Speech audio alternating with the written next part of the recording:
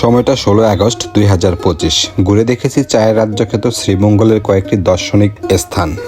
চলেন দ্বীপরানী ভোলা থেকে কিভাবে গিয়েছি এবং কোন কোন স্থান ঘুরে দেখেছি আজকের এই ভিডিওর মাধ্যমে তা তুলে ধরবো। হ্যালো, আপনাদের সাথে আছি আমি এমডি ওমর ফারুক চৌধুরী। আমাদের টিমে রয়েছে 12টি বাইক। তো কথা না বাড়িয়ে চলেন কিভাবে যাব, কোথায় থাকবো এবং কি করব এই ভিডিওর মাধ্যমে তুলে ধরি। চরপেশন থেকে আমাদের টিম রওনা হয়ে গেল বিকাল 4টায়। গন্তব্য ইলিশা ফেরিঘাট।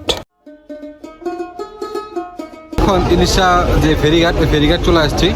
তো কিছুক্ষণের ভিতরে আমরা ফেরিতে উঠবো। খাওয়া দাওয়া শেষ করে ফেলেছি। গল্প আড্ডা রাত শেষ হয়ে গেছে। ভোর 4টা আমাদের ফেরি এসে পৌঁছে গেছে ঢাকা হাসনাবাদ। আর ফেরি থেকে নেমে আমরা পুরো টিম চলে এসেছে টিএচির মোড়ে। টিএচির মোড়ে এসে চা খেয়ে গল্প টল্প শেষে আমাদের গন্তব্য শ্রীমঙ্গলের উদ্দেশ্যে আমরা রওনা করি। ঢাকা সিলেট হাইওয়েতে শ্বাসরুদ্ধকর এক যুদ্ধর পর 11 কিলোমিটারের রাস্তা জ্যাম ঠেলে কখনো বা গাড়ির চিপা দিয়ে আবার কখনো বা ফুটপথে গাড়ি উঠিয়ে কঠিন যুদ্ধের পরে আমরা এসে পৌঁছেছি শ্রীমঙ্গল 0 পয়েন্ট। তখন বেলা বাজে 12টা। 200 কিলোমিটার ঢাকা থেকে 200 কিলোমিটার রাইড করে অবশেষে শ্রীমঙ্গল চলে আসছি। আপনাদেরকে শ্রীমঙ্গলের অপরূপ সৌন্দর্য দেখাবো।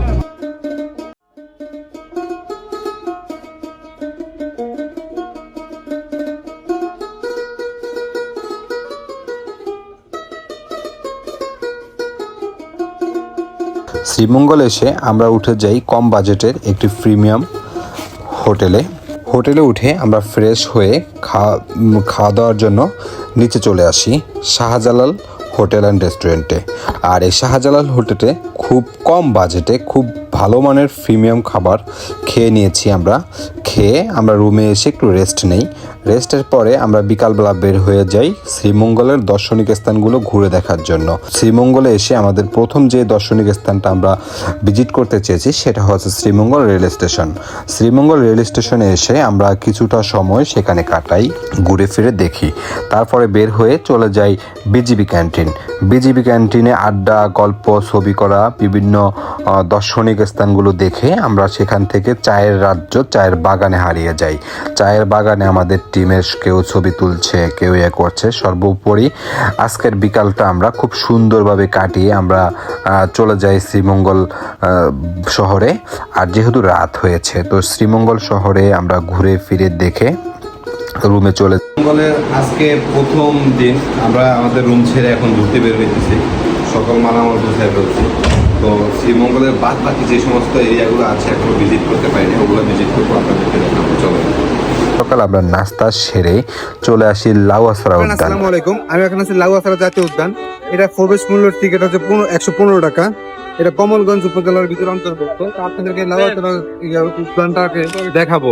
আমরা হরর ফিল্ম করতে চাই তাহলে বেস্ট একটা জায়গা হচ্ছে কি জানো, লাউয়াছড়া উদ্যান। চমৎকার একটা জায়গা। এই লাউয়াছড়া উদ্যানের এই রাস্তাটা ধরে কিন্তু আসলে সাইডটা অনেক সুন্দর। যে পথটা ধরে আমরা এগিয়ে যাচ্ছি সামনের দিকে, আসলেই সুন্দর, খুব মনোমুগ্ধকর একটি পরিবেশ। আল্লাহর সৃষ্টি আসলে অনেক সুন্দর। আর আল্লাহর সৃষ্টি উপভোগ করতে হইলে এখানে আসতে হবে।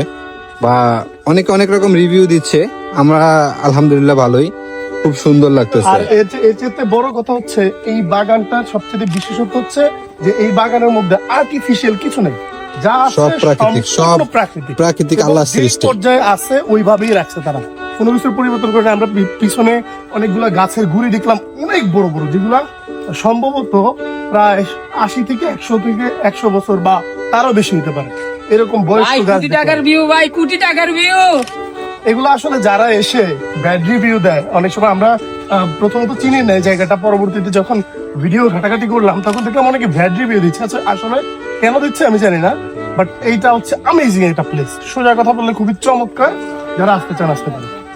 উদ্যানের সবচেয়ে যে মানে ভাইরাল জায়গাটা, এই যে রেল লাইনটা, এই লাউয়াছড়া উদ্যানের মাঝখান দিয়ে রেল লাইনটা গেছে। অনেক সুন্দর এই রেল লাইনটা, একটা উদ্যান যেখানে শত শত বছরের পুরনো গাছপালা, আর মাঝখানে হচ্ছে যে একটা রেল লাইন। আর এই রেল লাইনটা দিয়ে যারা জার্নি করে তারা যে এই ভিউটা পায় ভাই, অসাম একটা ভিউ পায়।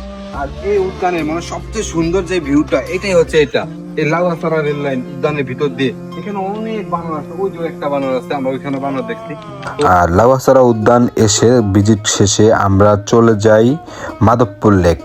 মাধবপুর লেকে আমরা চায়ের বাগানের ভিতর দিয়ে চলে যাই মাধবপুর লেক। মাধবপুর লেক ঘুরে দেখে সেখান থেকে আমরা এখন চলে যাব নূরজাহান চা বাগান।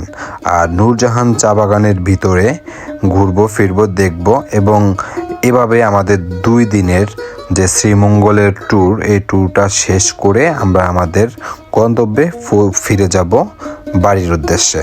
তো ভিউয়ার্স, আপনাদের যদি এই ভিডিওটি ভালো লেগে থাকে লাইক কমেন্ট শেয়ার করে দিবেন।